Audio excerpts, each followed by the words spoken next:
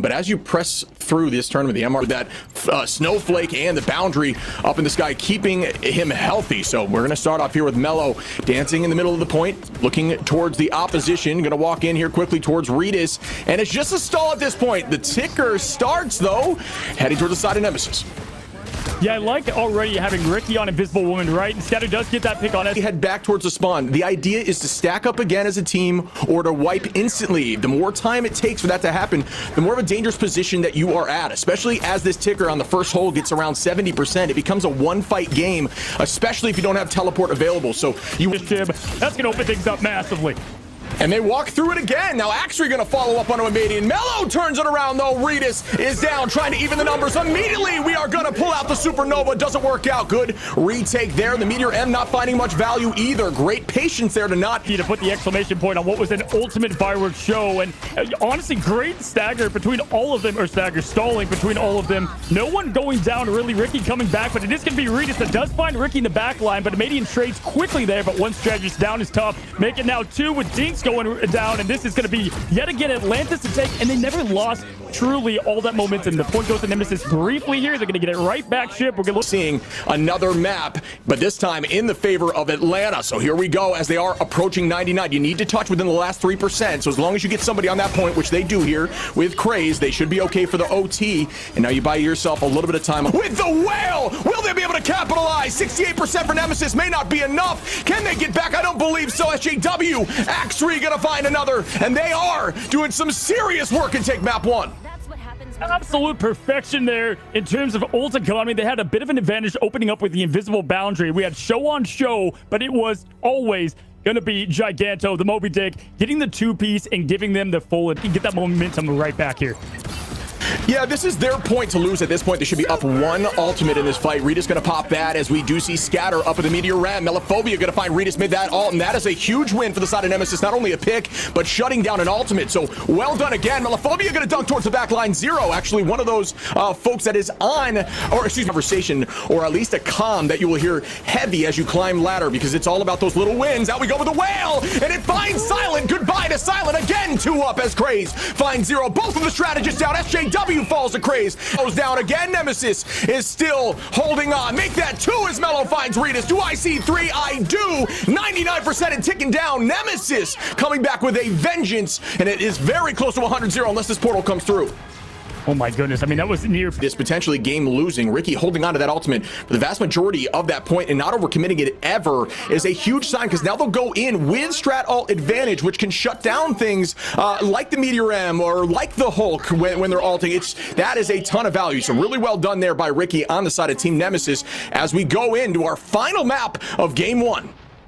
Yeah, that's a great point out too, because it did get matched right back. That is insane. And at this point, you don't want to stagger. They use that teleport early on to try to retake and not allow them to get the point, but it does not work. And that might have been a little bit of an overcommitment at this point. So well done, Atlanta, who are still up in alt. And that is a huge, huge swing for the side of Atlanta PXG.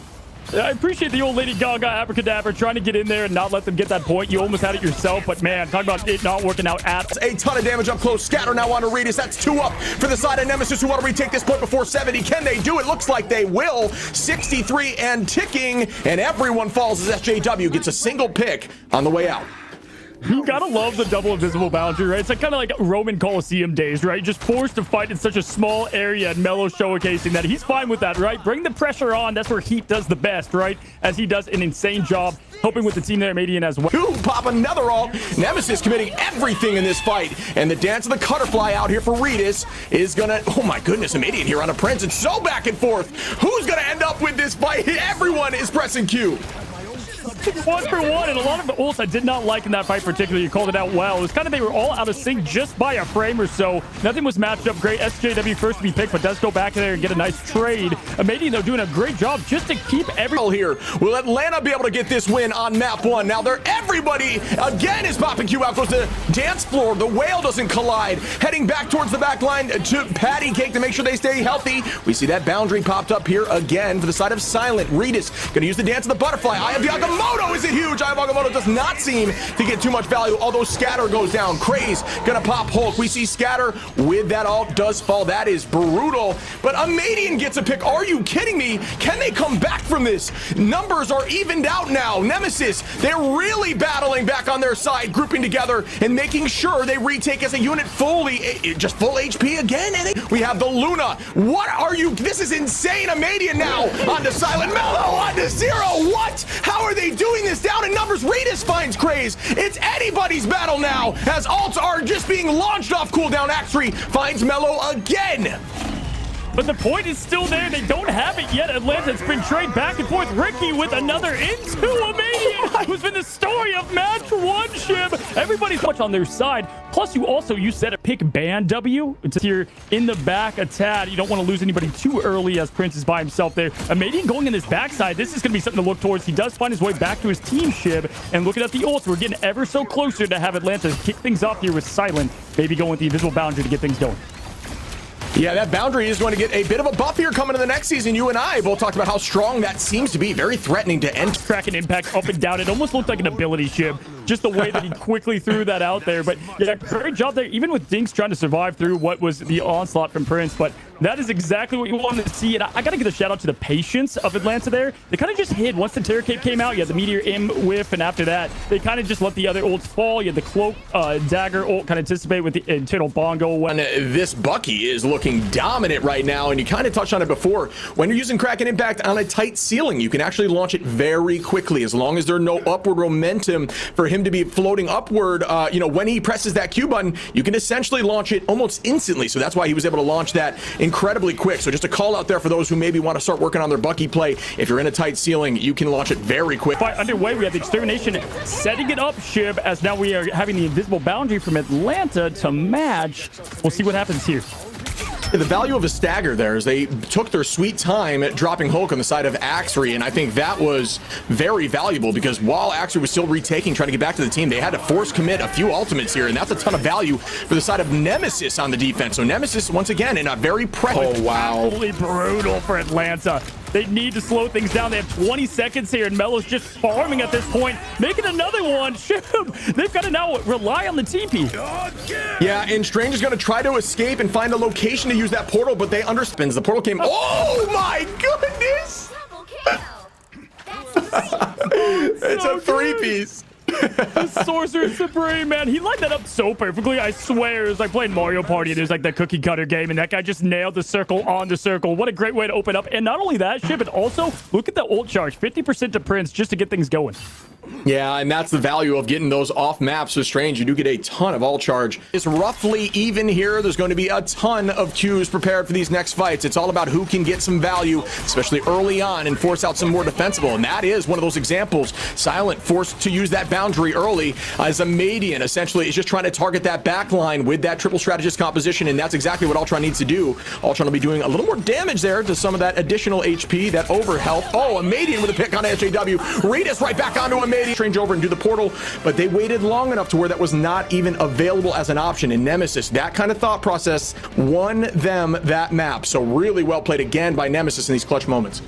Yeah, that's a great point. I mean, Jean Grey as well, so I do expect he's with an early pick onto Raidus, but it's matched right back onto Mellow, who will get that self-res from the passive, so not a ton of value there, but still a little bit as they are holding on very close to the cart. Good retake, drop back, and here we go once again.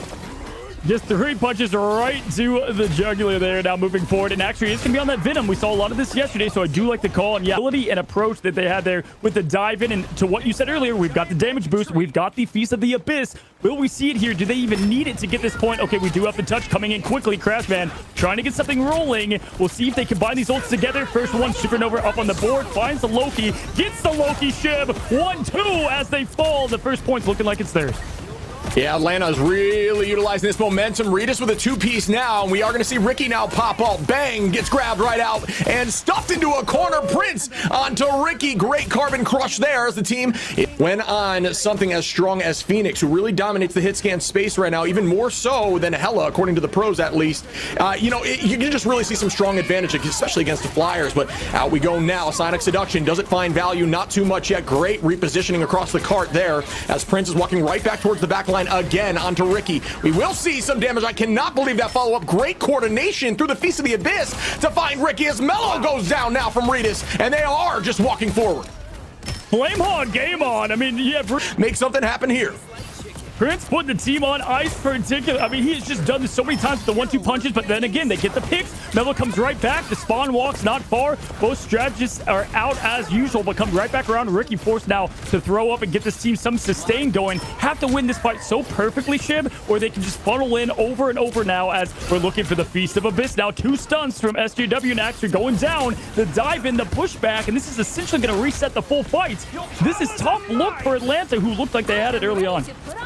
Yeah, I mean, you talk about resetting or at least playing safe, and Melophobia did just that. Has been here since the last fight and is still not. Great piece here, potentially for Dinks, who is still walking Crazy Man onto the back line now. Still holding onto that ult, and this is a tough position. That should be the rest of them. It looks like Nemesis held before point 2. I mean, good God. You could not have a better start if you are Phoenix there, and I can't believe that they were able to hold so strong. And you said it. 1 fight, 1 pixel. It looks like as Atlanta finds 2 early on, and the Cap gonna find a Madian onto the backside. Folks talk about Cap maybe quote-unquote lacking damage. I'll tell you what, watch the pros play Cap and tell me that again, because these animation cancels enable a ton of DPS right through that. Jeff Prince finds a pick on a scatter. Yeah, that nerf coming to Cap in Season 4 was the first time I'm like, this kind of feels like it's towards the pros. 5% damage gone. Going into Season 4 here, and what they could pull off. Prince being able to play just about any Vanguard here. Looking at it, though, it's all about farming and getting stuff going, and that's what we have for Mello here, trying to just get some burst damage, try to open up with the maximum pulse and try to get some more spacing now. And yeah, they are playing a bit back to your point, and then they're moving in as a unit now. Looking low on health, SJW having to go back to the team. Lanterns are now burned. Yeah, good defense boost, and wow, it just takes 2, Shib, to end it pretty quickly here. This is going to be a tough comeback for Atlanta. Yeah, it's honestly the same story we saw on the other side, where that retake just did not work out for him. You've got to commit heavy as a team. If you stall at all, getting through that portal and you lose your front line, you are in trouble. So Madian now is going to find Prince, and 3 are down for the side of Atlanta. And this is going to be a slow but steady stagger as 0 falls. Goodbye to Silent, but at least they're holding on to the point. And that is what you should do, folks. If you are going to fall, if your team is losing the fight, please stand on the cart and try to buy as much time as Ian finds Prince. Agamotto not getting a ton of value. Great push there again by Ricky, who had eyes on that and was holding that cooldown, as you should if you are going against a Strange with that Q available. Good foresight again, as they still have ult advantage. Nemesis only getting through with 30 seconds instead of a minute 30, but still have the momentum and ult advantage in the next fight. Can they push through this and take this series 3-0? Did Kraz ult? Did he do the clobbering time inside the building followed by the maximum pulse? Can they push through it, or do they get this free space? Likely shutting down the top side angle and the lower sides. You have to go through that little doorway on the left. And yes, I think that's exactly what's happening. This is a ton of free space for them. Yeah, we saw this on Symbiotic Surface too. There's just a lot of stagger happening, and the team just could not get all together. Good freeze from Zero Meta. He's been huge on them today to shut down a little bit of aggression there, and now they find their way in. Dinks is going to be forced to ult. Silent Blaze to Mad. Looking at it, they've got what they need, though. Minute 24, they're going to have to be close to how much ultimate economy they use to win this fight. Dinks going... I'll make that 2 as Silent falls. Scatter trying to push through and get to the finals. Can they do it? That's another run to 0. Goodbye, Axe, as they walk backwards right towards the point. Will it end now? It's looking like it's going to, but again, another pick as Prince falls. Scatter still holding. Regis now on a Scatter. Melophobia on a Axry. Will they stuff this? Great hold here. But wow, what a beautiful set of plays back and forth by both teams on the stall there. I cannot believe how